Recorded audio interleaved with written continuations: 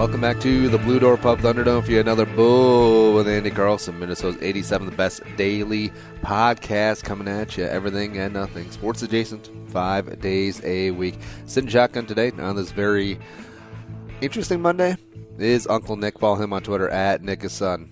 How's it going? Going good, Andy. How you doing today? Happy Monday. Starting a new week. Do you ever get excited going back to work? Yeah, I like what I do. I have a fun job in the environmental industry. I like to, it's a living. You make your money, pay your bills, yo. Nick's dedicated to his job, like J.J. Watt in football. Gotta get that Michael Bolton drop fixed. Anyways, tell a friend, spread the word, add to the Jerome Army. Like us on Facebook. That's where we're growing. That's where we're getting thumbs. iTunes, Stitcher, iHeartRadio as well. Bullshow.co. So coming in, it is Monday. Mugsy had her first swimming lesson over the weekend, so we'll touch on that. And also, Sid Hartman had a nice little feature on the Today Show. In between, all right. So here's what's bugging me about the Today Show. They're quasi-self-aware that they're just kind of a shill for like GE properties, and like all of the home improvement segments and all of the kitchen appliance segments are GE products. Like, so they know that they're basically like QVC.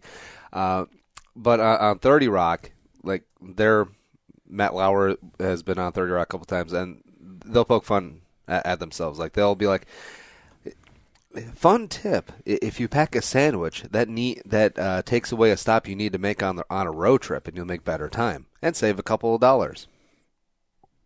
What? I don't know. Like I used to like the Today Show, but it is just a random cornucopia of like self-help tips. I was like, recent study segments. Recent studies have shown, blah blah blah blah blah blah. Yeah. I think I remember John Oliver did a thing on like scientific studies. I mean, a lot of people like when you're learning something because you feel like you're learning something new and like something beneficial. Like, I can change my life around. It says I should eat more dark chocolate. You know. Except it just reaches into confirmation bias. Well, dark chocolate, it's that Three Musketeers bar. I mean, it's pretty dark. I mean, right? I mean, it's brown. Brown is dark. It's funny. You can see how their demographic shift in how the Today Show goes is staged because it starts off with hard news, politics, Trump, George W. Bush, blah blah blah, and then once all those people go to work, it leads into like the happy fun time stories or the cooking segments, of the spouse that's gonna be home all day, must be cooking, and then it goes to Hoda and Kathy Lee, which good God. As someone who works 40 hours a week, I don't get to watch these morning shows, so I'm grateful I don't have to suffer through it as much as you stay-at-home people do. Well, it's I want to know how the Today Show and like Regis and Kathy Lee or Michael and Kathy Lee or Kelly or whatever, and what was it? The game show, Price is Right. How they get such big ratings? You're on at 10 o'clock in the morning on a weekday. I think a lot of people leave their TVs on for their pets or something, and that's just like, it looks like they have great ratings because the TV is left on. Well, what percentage of their audience do you think is old people? What percentage do you think is stay-at-home wives? I think old people generally, I bet old people must be 2-1 over stay-at-home wives just because I don't think that there are that many stay-at-home people anymore. Except for if you're unemployed. Work on that resume today. I don't know. Hoda's making a pot roast. I'm going to watch that. But yeah, Sid Hartman, the renowned, the well-seasoned sports writer here in the Twin Cities, he had a nice little piece on. Actually, let's hop into that right away. So, Sid Hartman, Star Tribune, and also on WCCO radio quite a bit. Old, 96 years old. And still working hard as hell, covering the Vikings, covering the Twins, covering the Wolves, covering everything. And he's omnipresent. And the funny thing is, like, I'm quasi in the bubble of local sports news. And when you see Sid out, everyone's got a Sid story. And I'll relay my favorite one after the video clip, and he still works it like old school style. He has his tape recorder is quasi famous. It's like the old tape deck. Do you remember those like cassette decks? Like you literally then you press down the two buttons like really hard and you record and play, and then it records. And that he has that and like this little old microphone that just plugs in. So while everyone else is recording interviews on iPhones, Sid hauls that thing around. That's insane. Yeah. One, I mean, to be in an industry to work as long as you have, I mean, that's quite an accomplishment for someone. Is he married, kids, family? Well, his son, I believe it's his son, Chad, used to be on with Chad and Barrero, and then now he's got his own show on WCCO. So I actually don't even know too much about Sid's personal life. I know he's got one kid. He's probably married. And the fact that he's 96 and still working day in, day out, does he have some help behind the scenes? Sure. Is it like the full-on ghostwriter conspiracy theory like some of us buy into? Probably not. I'm sure that Sid's editors are have their work cut out for him as putting together words and sentences at his age. Even though he's still sharp as a tack, it's I think Sid is the butt of some jokes, sure, but there's even people who crack jokes about Sid have to have a huge amount of respect. The fact that he's been going on 70 years in the industry that he loves. I mean, that's something that very few people can say. That's 70. It's an incredible number. I mean, I bet he has stories. I bet he can write memoirs about everything. I mean, he was around, before African Americans could play baseball. I'm sure. I think he probably. Women couldn't do stuff. I mean, to be in the industry that long. I'm sure he Sid covers Go for Sports back when they were good. Back when they were winning national titles and shit. Wow. Yeah. All right, so let's listen to this clip. When the NBA's Minnesota Timberwolves take the court tomorrow night in Minneapolis, there's a good chance Sid Hartman will be in the building to cover the game.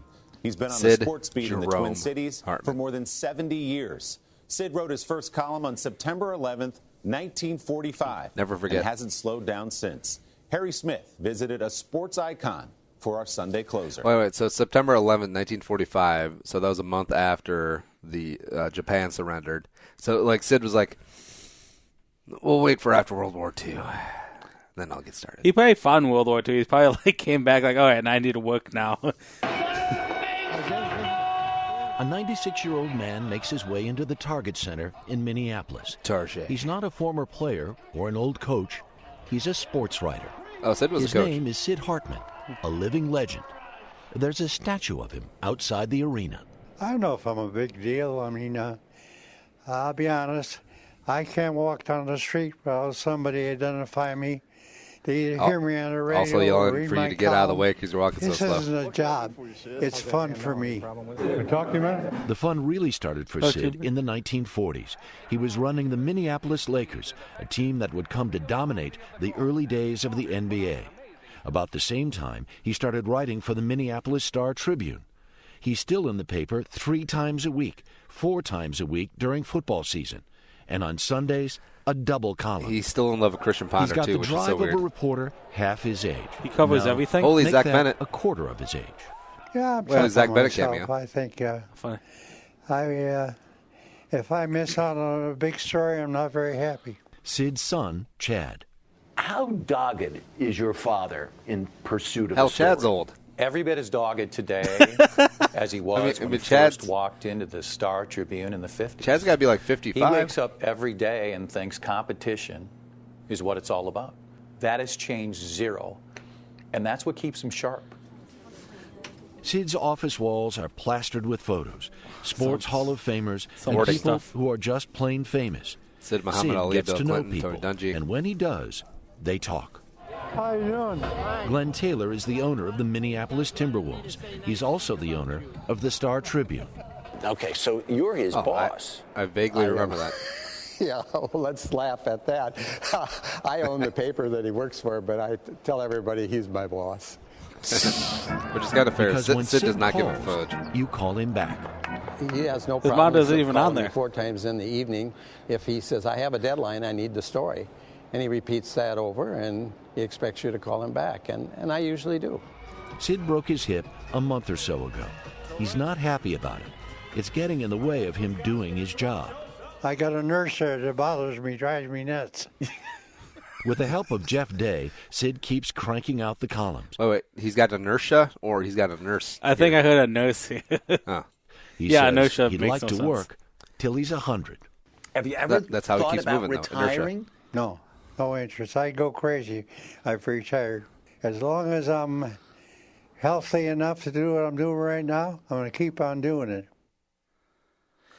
This says a lot about a man who must keep a good lifestyle to be 96 and to be that functioning. I mean, well, does he keep a good lifestyle though? Like, maybe this is just one of those anomaly things because from what I've gathered, Sid is not like a health nut.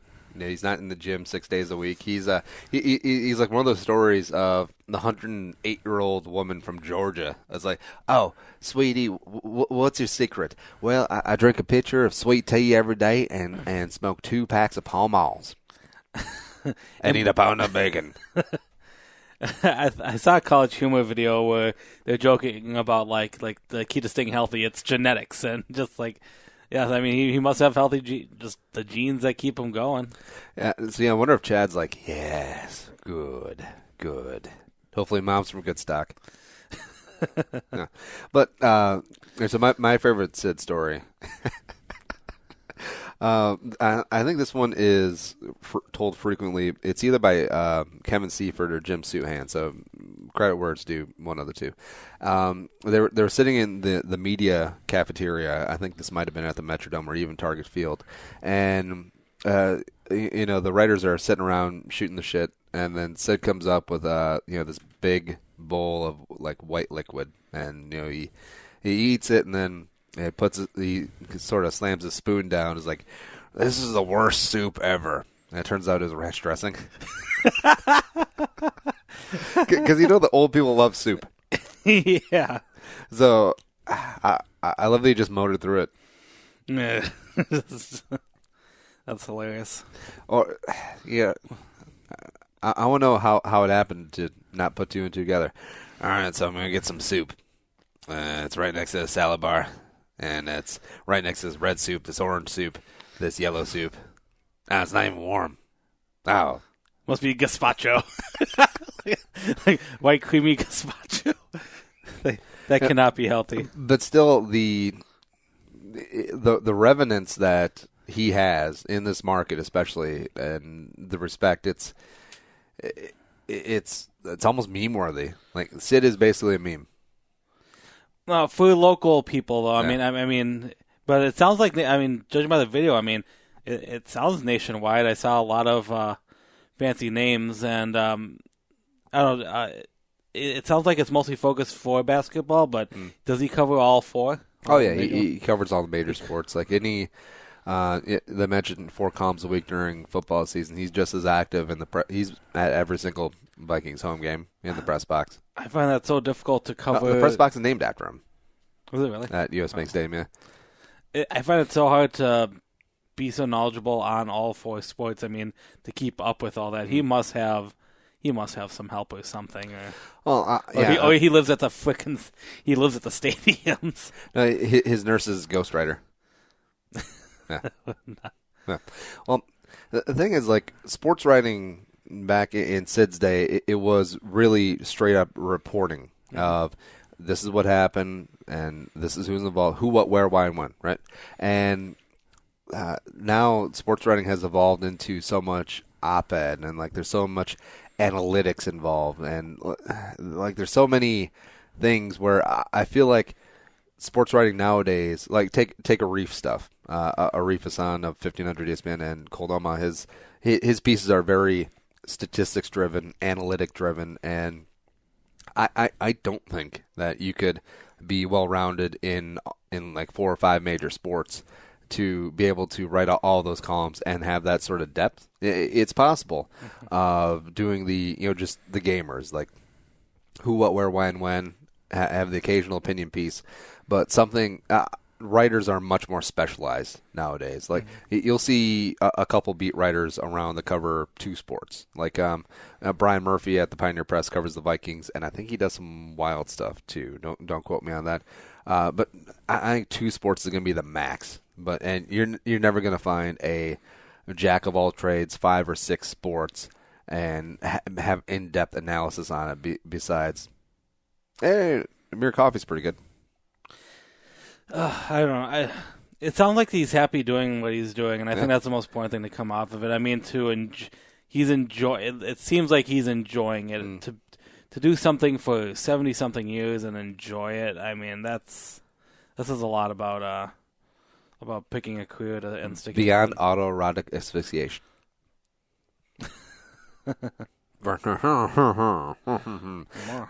But yeah, Sid strikes me as the kind of guy who would, as soon as they retire, they would die like a week later. Like you'll see that in, I don't know, people have very social jobs like mailmen. There'll be examples of that, and it's just how some people are wired. Like I think I'm wired that way. Like I honestly don't think I could just sit in like a stupid retirement home and just watch, I don't know, the equivalent of Matlock. Like what's the Generation X equivalent of Matlock going to be? Breaking Bad. I was gonna say Law and Order, maybe. Dun dun. Law and Order, SVU. SVU. It has to be the SVU. Yeah. Speaking of getting older, so Mugsy had her first swimming lesson on Saturday. Fairly interesting. So, spoiler alert, I saw it today, so she didn't drown, which is a good thing. She's very much a water baby, and this was a daddy and me class, which is kind of sexist because there's a lot of moms there. No, I'm just kidding there, but heading on over to Lifetime Fitness and getting signed up, there was a little snafu early on. So when we signed up for the class, I didn't get a card. She didn't fill one out, which is fine.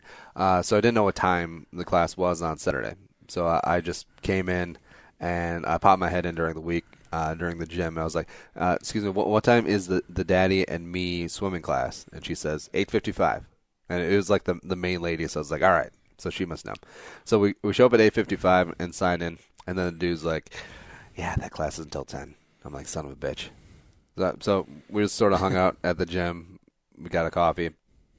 We dropped off Mugsy in the child play area because she loves it, because she owes her every single day during the week. So she loves being there as well. And then 10 o'clock rolls around. I was like, all right, so let's do this. Go time. So we get into the pool. She's got her little goggles. She's got her little swimsuit on. And right away, as soon as we get in the water, she starts little anxiety, little crying, little not happy. And I'm like, here we go. This is going to be a long 35 minutes. But then she calmed down. I think it was just the taking it all in of there's multiple classes going on. There's lots of kids. There's lots of noise. And then you're in this big, giant bathtub, essentially. It's like, I did not know that man could build such things. But eventually she calmed down, and she loved doing all the drills of, blowing bubbles, put your mouth in the water, blow bubbles, and kick your arms, kick legs, and on the front, on the back. She had a fun time, and this is going to be every Saturday now for 6 weeks. Yeah. I wonder if temperature or something had to do with it. This is her very first time being in a public pool. Yeah, or maybe she could sense, there's so much pee in here, Dad, you're peeing right now, aren't you son of a bitch? It's very possible. It's a warm pool. Like, it was honestly a little uncomfortably warm and humid in the pool for my taste, but I suppose you have to have that to have a nice warm indoor pool. I guess. For me, public pools was always like, it used to be pretty cold. Well, that's because you had a Roseville public pool. Shut up. Roseville was fine. They usually clean out all the dead animals before we get there, sometimes while we're there. No, the Roseville public pool is also double as the water reservoirs. They actually have a big sign on that. They try and passively aggressively guilt you into not being in the pool. It's like, remember, if you pee in the pool, you're peeing into your own drinking water. No, that's not how it happens, folks. Don't listen to him. He's lying. But yeah, she really enjoyed it, and it was a lot of fun. And here are some the organizing people. Like I don't want to say too much. I'm not going to name names because I still have to go there for another 5 weeks. But it was kind of unorganized, and he almost took glee in the telling me that I was there at the wrong time thing. Even though, what time is the Daddy and Me swimming class? 8:55. Show up at 8:55. What time is it? 10. Great. Awesome. Cool. Good, great, grand, wonderful. And also there's a lot of parents there, taking pictures of their kids taking swimming lessons because, I mean, that's the thing to do, right? I mean, yeah. You have these precious memories. But then he went around telling people there's no phones allowed, which probably harkens back. It's probably a policy they put in like 5 years ago because one parent was like, I don't want my child being in the background of photographs in their bathing suit. Or, taking another step further, it was like, I don't want to be in the background of little kids' pictures in a bathing suit. I would assume it'd be more for protection of the phone. Like, if you bring your phone towards a pool, it can get freaking wet, Oh, no. Like, all these rules are to protect, like, stupid narcissistic people who came in and complained on Tuesday, like 10 o'clock, like after Hoda and Kathy Lee. They're like, yeah, I might come in and complain. But, either way, Crystal got a lot of good pictures because it's like speeding. They can't stop us all. Yeah, no, that's very nice of them to... very nice for Crystal to get pictures. Since we're complaining, you have a complaint. Oh, yeah. My little rant for today. I went to Chipotle Sunday for lunch. Yeah. Which is lovely. I love my my fast food, my little food. Love going out to eat. Love picking up something for myself. I love burritos because I'm American. If you've ever been through a Chipotle line, you should know it has a simple system, all Chipotles. You start at one end, you come out the other end. You start by building your bowl, your burrito, tacos, whatever. You're constantly talking to one of possibly 3 different people in the line who are assembling your meal. And I'm usually never pissed off about anything. This doesn't really piss me off. It's just something I noticed today in the line, or Sunday in the line, was that there was a woman talking on her phone while ordering. She was ordering her food. She was on the phone having a conversation with someone. Wait, was she taking an order from the phone, or was the conversation separate? I'm pretty confident, and I wasn't eavesdropping, so I apologize if I am wrong, because that would be the only time it would be okay to be on a phone with us. But I'm pretty confident she was having her own conversation while trying to go through the line and place orders for whatever meal she was ordering. I think she got a burrito bowl or something. And it's a 1-2 minute process to go from one end of Chipotle line to the other. Could you not be on your phone while you're trying to get your food in line? Because I feel like there was a point, and I may be judging people wrong, but it almost looked like the woman on the phone was getting annoyed that the person kept asking questions because it was hard to hear. Like, what do you want? You are one pathetic loser. What's going on, soundboard? Also, who talks on the phone anymore? That's what I want to know. You always... Yeah, and I love how you always bring that up. No, honestly, who, with everything that we have in text messaging and Twitter and DMs and everything, who the hell talks on the phone anymore? Like, I only talk on the phone when someone dies. I'm always talking... The only person I actively call is my dad, because I have not teached him texting. And also, he probably will die soon. Smokes back a day. I'm pretty confident he's ready to go. When he dies, who's going to give you the phone call, though? Since he's the only one who calls. You're not going to text like, dad, DED, period, question mark. Dad? Dad, question mark? No. Well, yeah, this is something that I've noticed because sit in a Target parking lot. Not like creepily, and not if you have a restraining order, but sit in a Target parking lot and watch all of the suburban soccer mom types get done with Target, put their 15 bags in the back of their SUV, and then not put their card away, by the way, because that's what they always do, and then get in their giant-ass SUV, the Suburban or Tahoe or whatever, and then automatically just pick up the phone and start yakking. Like, who the hell are you calling? Because your kids are old enough, because looking at how old you are, to text. Like, they're obviously waiting to text or Snapchat or whatever. Who are you talking to? And why is it so important that you have to talk the entire drive there? Like, is it like, they're talking to their side piece on their burner phone? Ooh. That's a hot topic issue. Do you think there'll be a point when future cell phones, when they come out, that they won't even be telephones, like they won't even be a talking wearable thing down the road? I mean, that's the thing that interests me, is because the quality of phone call, I'm not talking about FaceTime or anything like that, but just the quality of a straight-up phone call hasn't really changed since Nokia, the brick, came out. Like, the quality of a phone call, like the audio quality of the Nokia phone is the same as it is on an iPhone 7.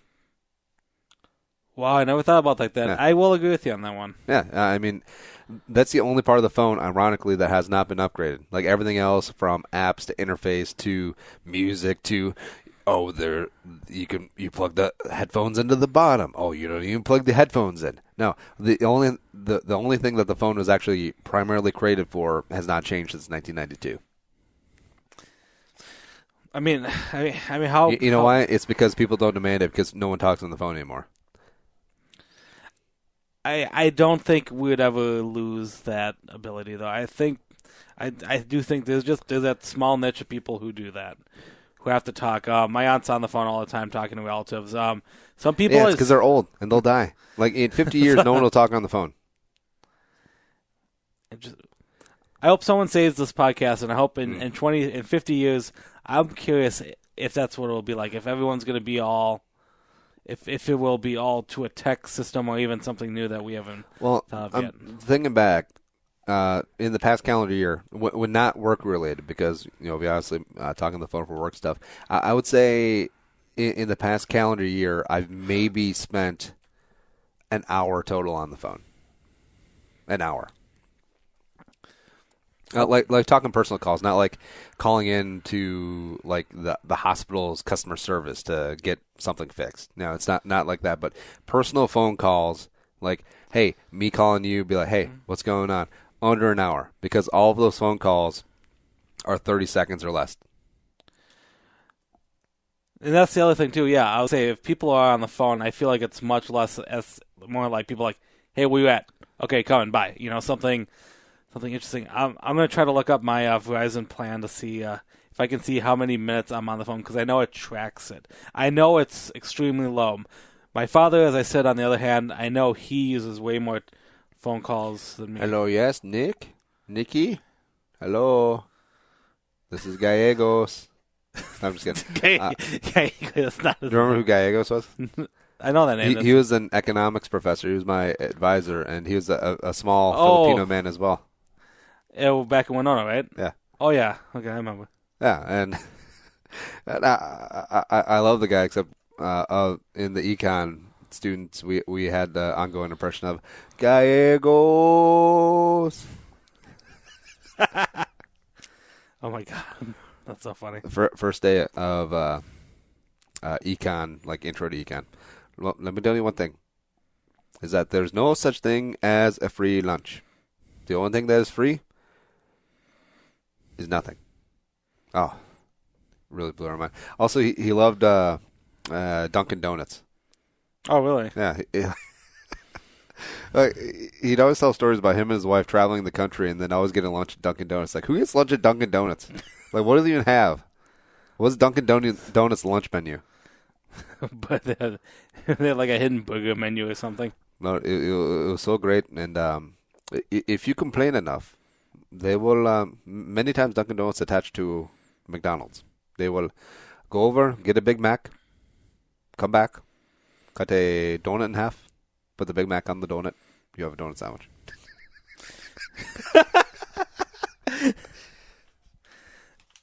All right. Sorry. I'm going to cross. How does it relate to econ? There's supply. They have the supply. Demand. I for damn sure have the demand. We meet in the middle. All right. So, what's your phone? Sorry. I was gonna say, okay, I pulled up my my phone plan on my laptop here. All right, I'm gonna have you guess how many minutes from now to let's see, my billing plan is the middle of the month. So from February 15th to now, we're going here on the. So about 3 weeks worth. Yeah. How many phone call minutes do you think I use? Phone call minutes. I'm gonna say 20. 24. It's pretty damn good. And I'm kind of screening through all of them on my phone calls here, which I have about half a dozen here. No, I'm sorry, about 20 or so phone calls. Most of them are 1 minute long. 15, yeah, like 15 calls here. Most of them are just 1 minute. I have a couple 2 minutes. How many of them are your actual voice, and how many are through like the voice changer thing? The voice. Like you get at Spencer's, like, leave the money in the park if you want to see your daughter alive ever again. Click. No, that's not. And no. Oh, also one thing that is unsatisfying about phones nowadays with the touchscreen is that you can't slam the phone. Yeah, like how back when there was a receiver, like the landline, you could like slam a phone, like like really get. It's like the Mitch Hedberg joke is like it's really it sucks getting an argument in a tent because you can't slam the door. What do you do? What do you do? Zip up the flap faster? Something you should be doing faster is getting on down to Blue Door Pub on Fridays. Every single Friday during Lent, they're doing up a fish fry and traditional, good old-fashioned stuff with tots or fries. It's going to be delicious. $12 all you can eat, beer battered cod and French fries, tots, and also, a little coleslaw action. Coleslaw is great, by the way. Oh, I love coleslaw. Yeah. And $14 pictures of B-side Pilsner from Indeed. If you get both on a given night, you'll sign up for the giveaways. Blue Door and Indeed are giving away a lot of great stuff, including a 2-night stay at Chase on the Lake in Walker, Minnesota. I wonder if it's Jimmy Walker. Dynamite. I think it is. Do that up. 3 Twin Cities locations. Actually, this is only at the Longfellow and Como location because it'd be kind of packed in St. Paul. Yeah, and visit thebdp.com. All right, we'll be right back with more Boo and the Carlson on Monday.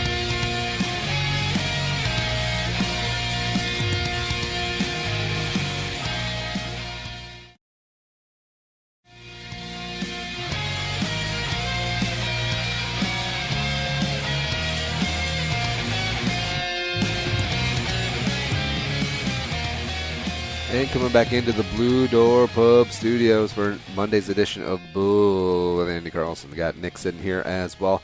And I'll be the first to admit, movie trailers I enjoy more than the actual movie. Like do you ever, whenever you go to a movie theater, I was like getting there early so I could see the trailers. And by the end of the trailers, I'm like, shit, I'd rather see 3 of those rather than this piece of shit. I think the way they're doing movie trailers now is incredible. With YouTube being out there, people can watch a trailer multiple times. Most movie production places have multiple trailers. There's a Red Band trailer. Those are the naughty ones that have swearing and sometimes show brief nudity and stuff that you can see on YouTube. Red Band trailer of Taken. Yeah, It's a lifestyle. Mandy Moore shows that she did some VO work, showing her ankles. The Red Band trailer. That was Mandy Moore, right? Which one? Entangled. Yeah. Okay. Mandy Moore and Chuck? Is that what happened? Yep. Yeah. Have you ever seen This Is Us? I think so. Apparently everyone loves that show, except it seems like a designed like tearjerker. Like that Parenthood show. Oh yeah, it's a very emotional. I mean, you go through a bunch of. Craig T. Nelson died, and then people cried. I'm like, what? He's coach. Oh, I didn't know. He's just coach. He doesn't pay his taxes. And no one helps him. Yeah. Yes. Some Google Craig T. Nelson taxes. It's pretty hilarious. It's pretty funny. But movie trailer, Pirates of the Caribbean 5. Now, first off, I love the first one. First one was amazing. Second one, meh. Third one, I didn't see. Fourth one, apparently a fourth one had some Asian dude in it. Ken Watanabe. No, that was the third one. Oh, was it? Or what was the fourth one? This is my favorite story of Pirates Caribbean 4. Because a lot of people think of it as a trilogy. And and then they released the fourth one. I think that was you mean how the Rocky series was a quadrilogy because Rocky 5 does not exist? Did they really take away Rocky 5? Stallone doesn't really acknowledge it. Really? Like he goes from Rocky 4 to Rocky Balboa. Huh, I did not. Rocky Balboa was a great movie, but the fourth one was called On Stranger Tides. That was the one with Zoidberg. Not Zoidberg. No, you had Penelope Cruz. No, you had me until he was fighting frickin' the squiggly-eyed octopus guy in the captain's hat. The second movie. Davy Jones. Yeah, Davy Jones locker. Zoidberg. We're gonna get Jack Sparrow. Zoidberg. This one had Ian McShane as Blackbeard, and my story about this is I didn't see it in the theaters, but I rented it right away when it came out of Redbox, and then I shit you not. Did you stop it?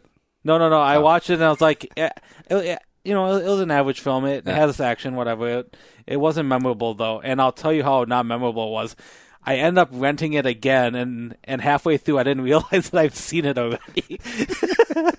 No joke for that fourth Pirates of the Caribbean film. I think a lot of people like the first three, or the first one's amazing because the sci-fi-ness didn't go over the top. Yeah, and there's a point in every movie where if they cross the line, they lose me. Like over the top, like CGI. And like just ridiculousness that doesn't happen. Like the second one had me until they were like sword fighting on that giant wheel.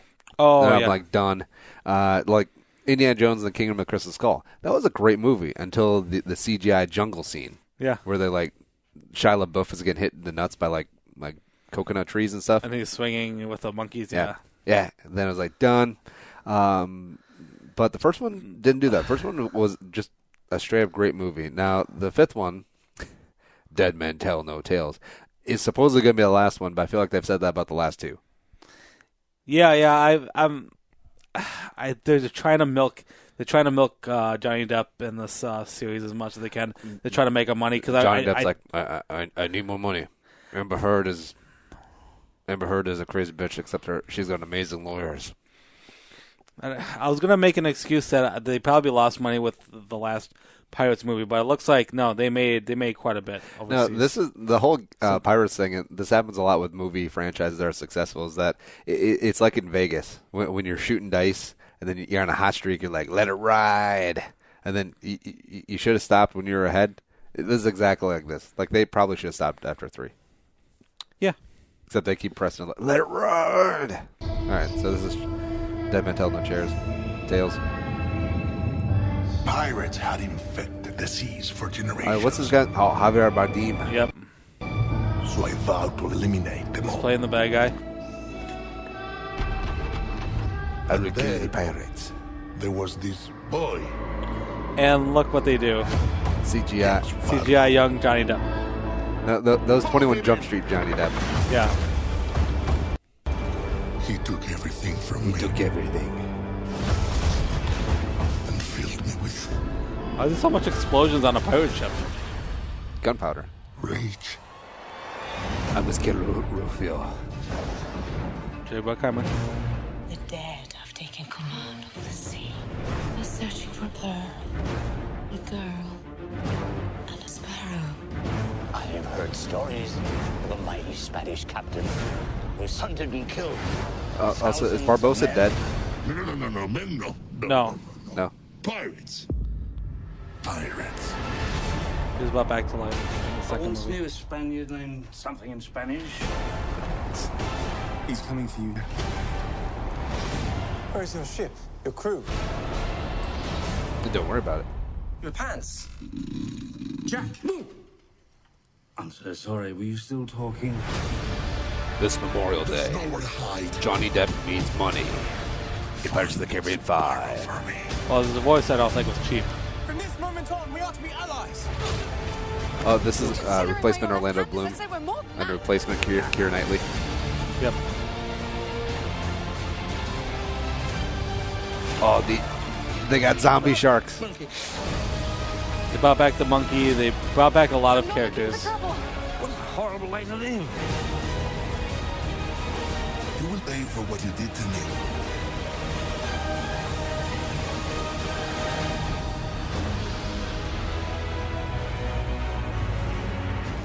ship are looking for Jack. So I'm going to swim for it. Karina, stop that. No, don't stop that. This has gone far enough. She's getting undressed.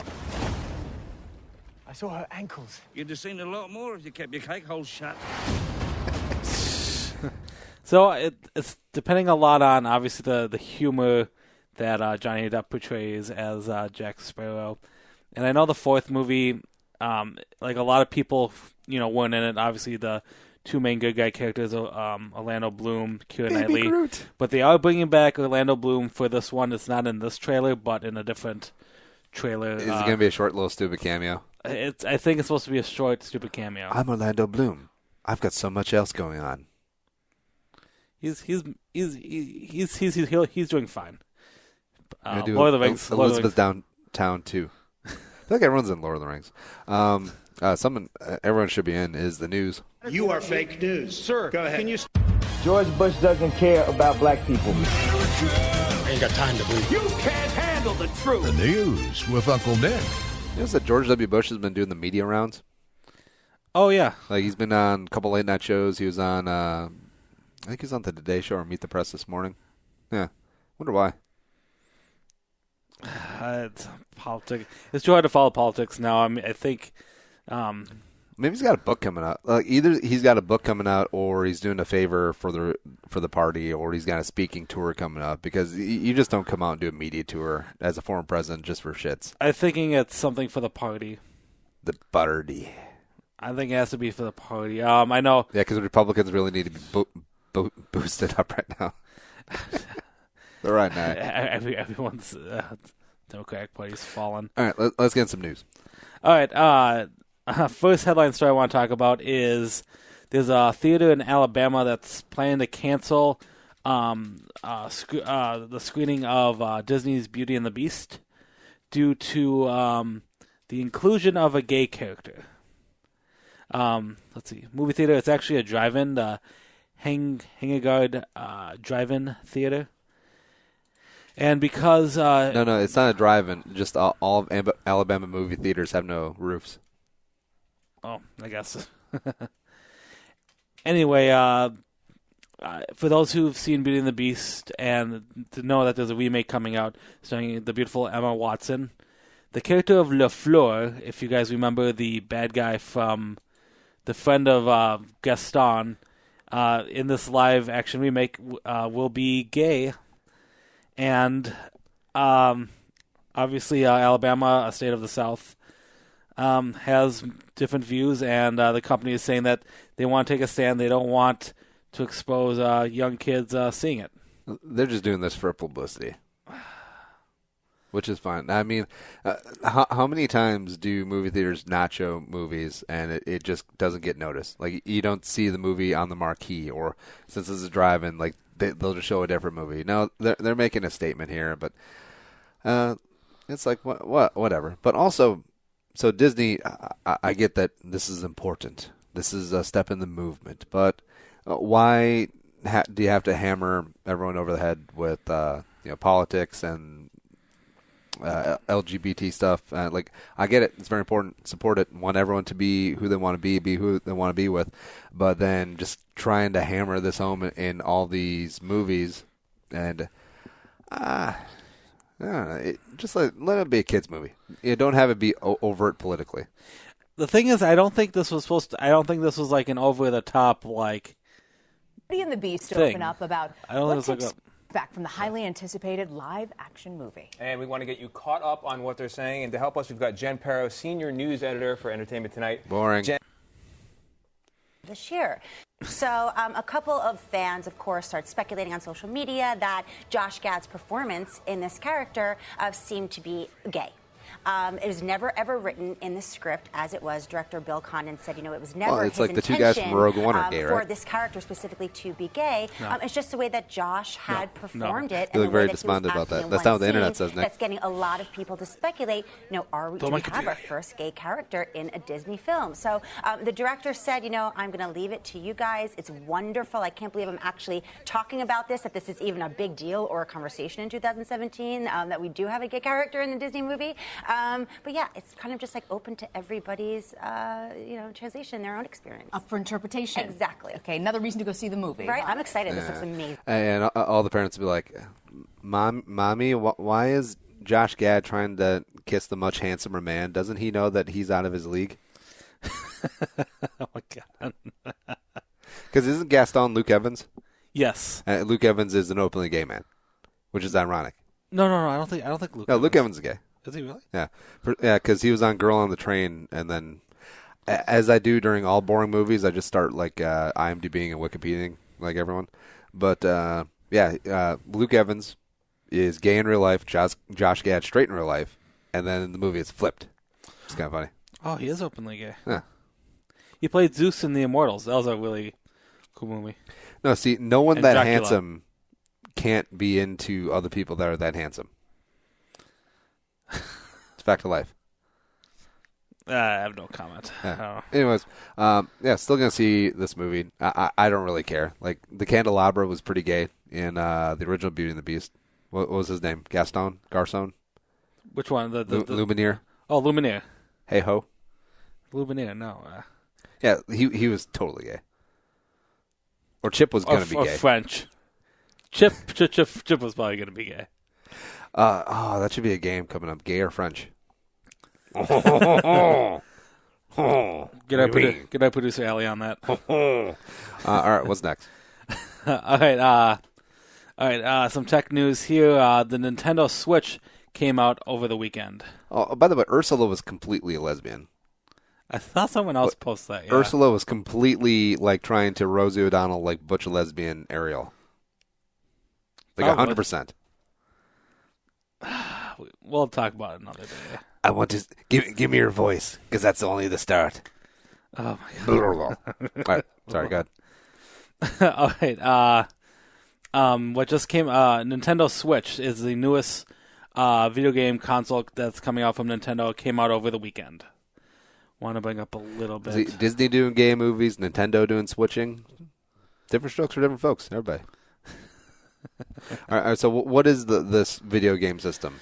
All right, so this is considered, I'm on Wikipedia, seventh generation video game console. So everyone's pretty excited about this because it's a portable, at-home console, if that makes sense. A lot of the people know the PlayStation 1, 2, 3, 4, the Xbox 360, the Xbox One, all those solid stations that you at home playing on the TV. That's the main complaint about video game systems, that you can play when you don't leave your home. Yeah, which they don't. And obviously people know there's the Nintendo DS, there's the portable stuff. When we were growing up, there was the Game Gear. I mean, gaming has always been portable. I mean, our cell phones are gaming systems at all, but this thing is supposed to be both, where the controller itself has a screen on it, and it's almost interchangeable with playing it on the television. Do you just put it on like a dock? Yeah, plays on the television. It's a weird docking system. It's crazy. You should take up a video on it. Now, what bugs me is that there's no other function for this Nintendo handheld thing. Like it doesn't access the internet. It's not Wi-Fi. It's not like a tablet. It's just for the game? No, I think it might have the same things that Xbox and PlayStation does, because obviously those ones do it too. As I said, Nintendo's is something I know the least about, especially these modern ones. Like ever since the Wii came out, because I know the Wii has online services and stuff, and it looks like this probably does too. But I mean, it's really hard to go through to use the system as a social media or through like trying to do internet stuff. I mean, it's hard on the fire. Because we're in a land of minimizing, and I feel like if an item doesn't have multiple uses, it's going to be discarded. Yeah, and like, do you remember when people were hauling around Game Gears, like from Sega? Oh yeah, like those friggin' things. Oh yeah, those are huge boxes. Yeah, they're bigger than Sid Hartman's recording box. And battery draining. So I haven't heard any reviews yet because it just came out. A lot of people are liking this system so far. The biggest thing is that you have a new Zelda game that came with it. Ooh, Zelda. I'm like the only person age 27 to 40 who doesn't like Zelda. Yes, you are. I never understood it. I know, I love Zelda, so. So the big Zelda game is coming out and it's supposed to be really good. I haven't heard too many complaints yet. I'm curious because the system, as I said, is portable. How well that battery life is. Is there a charging dock station? I'm not too sure. Is Pokemon Nintendo? Yes. I feel like there's an opportunity there with Nintendo Switch and Pokemon. Oh yeah. There's going to be a Nintendo thing. A lot of the games, there aren't too many games released right now, but it's supposed to spread. And Nintendo has been struggling. Does it feel like Nintendo's been lagging behind Xbox, PlayStation in terms of in the video game world? Because a lot of it has to deal with Xbox and PlayStation. What a lot of gamers call a Mario first-person shooter, Call of Duty. Because those systems are the more first shooter, the RP, the role-playing games. Yep. Nintendo took a step back, took a chance on with the Wii games to be more family-oriented. There's something where like Grandpa can play it. And like, oh yeah, so you had a new generation of people to play, but the hardcore gamers are sticking with the other two. So I think this is the first chance that Nintendo has. Yeah, I love that Wii though. Like, when your little brother beats you in bowling, hey, don't worry about it. You can punch him with this blackjack, which is sashed to your hand. That's basically what it is. Like, do you know what blackjack is? It's what they used to have back in the day, and it's like this little like miniature club. Oh, the thing that. Yeah, thing that like the baton. 1840s cops used all the time, or like gangsters from the 30s. I feel like that's what Nancy Reagan got hit with, and she gave it with like a billy club or like a. I thought that was a pipe. I think it was a cop baton. They're like. That might have been that. I think it was one of those. Yeah. But hey, don't worry because it's sashed to your wrist. So if you lose your grip on the initial swing, don't worry, we got you. If you ever have time, how many videos? Look, how many videos of people breaking their TVs? Oh, I love it. That's my favorite thing to watch. I question if a lot of them are staged. I think some of them have to be staged. Most of them are staged. But I mean, there are people who were like they're not meant to be. But no, there's I feel like every viral video of people reacting to like their sports team losing or breaking a TV, it's all staged. All right, so I don't even know what we're watching. Is this footage going to come back to haunt us or what? Top Wii fail. So the curling game. Anyways, what's next in the news? All right, Entertainment World, Mary Poppins. They released first pictures of Emily Blunt. Being the new Mary Poppins. Mm-hmm. Emily Blunt, Mary Poppins. Now, who? Julie Andrews? She played Mary Poppins first? Yes, in the original one back in the 60s. And if you guys haven't seen it, please see the original and please watch the... I Feel Pretty. There was a new Mary Poppins film, not new Mary Poppins film, but there was a storyline starring Tom Hanks and... Saving Private Banks. Yeah, Private Banks.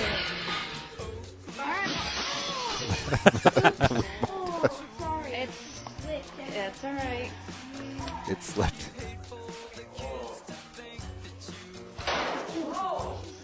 I think that's tennis. Oh, he just stuck the controller on the ground.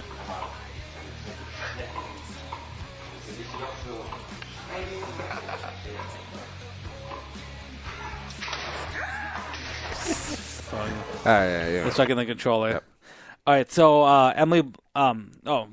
Saving Mr. Banks, and the storyline of that's actually pretty incredible. Where the author of the original storyline books of Mary Poppins didn't want there to be a movie made, and Walt Disney, finally convinced about her dad, drunk Colin Farrell. So Colin Farrell. That was a tearjerker. I definitely recommend you guys watching it. So I'm kind of questioning how this is legal because I did not believe that after this first Mary Poppins that was released back in 60, I think 64. I'm surprised that this one's being able to be made. Well, I'm sure that after the movie came over, the author or the author's long dead, so either her estate or whoever owns the rights to the character is just going to fire things up. Okay, so it's a sequel. Mary Poppins is a book series. There's multiple books. There could be multiple movies made with this. So, but this is the first movie adaptation since. So it's Mary Poppins Returns. Yes. All right. So she's come back. So it's like she left the family. Like, all right, I'm gonna go chase my dream in Hollywood. I'm gonna be an actress. Ta-da-la. And then she goes through like 80 auditions. Her agent is shady as shit. Like she's waitressing at Applebee's. Like she gets a part in a commercial. Except the commercial doesn't air. Like it was a Super Bowl ad, so she thought it was gonna be her big break. Dabbled in a little porn, in a little Chatsworth, and then Mary just was like crying one day, and like they found out I was Mary Poppins, and the porn director wants me to do a movie called A Spoonful of Sugar. Makes everything go down. A spoonful of something makes everything go down. And then I'm like, I must go back. So she returns to London and nannies again, but has like a tattoo and hepatitis. Okay, so that's not how the movie's going to go. So 25 years after the events of the first Mary Poppins film, this is from the Hollywood Reporter. Wait, so is she not age? She's like mystical or something. Does she go to Never Neverland? Something like that. She's like a witch or something. Banks of Pirates. Because she has some magic powers. Have you ever seen Mary Poppins? No. Okay. Again, I'm the 27 to 40-year-old demographic. I'm the only one who's never seen Mary Poppins or like Zelda. All right. I know I'm getting your daughter for Christmas. The big thing is who else is starring in this film? Everyone's favorite, your favorite Broadway star, Lin-Manuel Miranda. Doing what? He's gonna playing every Latin guy in London. Lamplighter friend Jack. Wait, is that Dick Van Dyke? No, Dick Van Dyke's character was Bert, and I don't think his character is in it. Looks like Meryl Streep, Colin Firth. Colin Firth is gonna be in it. Angela Lansbury. Wait, is Colin Firth the dad? He was the dad in Saving Mr. Banks. Oh. No, Colin Firth. Yeah, No, Colin sorry. Farrell. Okay, Farrell and Firth. I'm getting them mixed up. Colin Firth. Because they look so much alike. Names are so similar. Let's do a game called Is it Colin Firth or Colin Farrell? Nick, what are you talking about? Dick Van Dyke has a cameo. I'm not seeing it in my Hollywood Reporter. Oh, sorry. I have it on IMDb. Okay, fine. IMDb. Yeah, I'm sure. Yeah, this is a shout out to producer Allie who implored me to have you have IMDb open all the time to save time. Whatever. Wikipedia is just as fine. Or whatever web page I'm on. I like Emily Blunt. Married to John Krasinski, Jim from The Office. Oh, yeah. She mentioned The Girl on the Train. She's good in that. Also, Sicario. Sicario's an awesome movie. Is it really? Yeah. I only seen her, and I believe she was in the Tom Cruise movie, that Edge of Tomorrow. She was a badass in that, too. Yeah. How'd you like that? She was in Edge of Tomorrow while John was getting ready to film 13 Hours, The Secret Soldiers of Benghazi. So them getting together and just like pumping iron, working out. Do arm day, bro. Did arm day, bro. Arm day. All right, let's save the Porn Mountain one for Wednesday. Okay, yeah, we can do that. The news with Uncle Dick. From the entire Channel 4 news team, I'm Veronica Corningstone. And I'm Ron Burgundy. Go yourself, San Diego. Something you shouldn't F is shopping on Amazon. Bullshow.co/Amazon. Here's what you do. Take it right to the homepage. Bookmark it. Drag it on your little bookmark bar. And every time you buy something on Amazon, like, I don't know, 13 Hours, Secret Soldiers of Benghazi, which was okay. was an okay movie. Use our link, use that bookmark, and we'll get a couple nickels in our pocket. And we'll keep on cruising along. Shows available on iTunes, Stitcher, iHeartRadio. Check out our YouTube channel, like us on Facebook as well. And if you enjoy it, tell a friend, spread the word, add to the Jerome Army. But for producer Allie, I'm Andy Carlson. For Nick and Son, saying Annyeong, sayonara, and bye-bye. Talk to you tomorrow.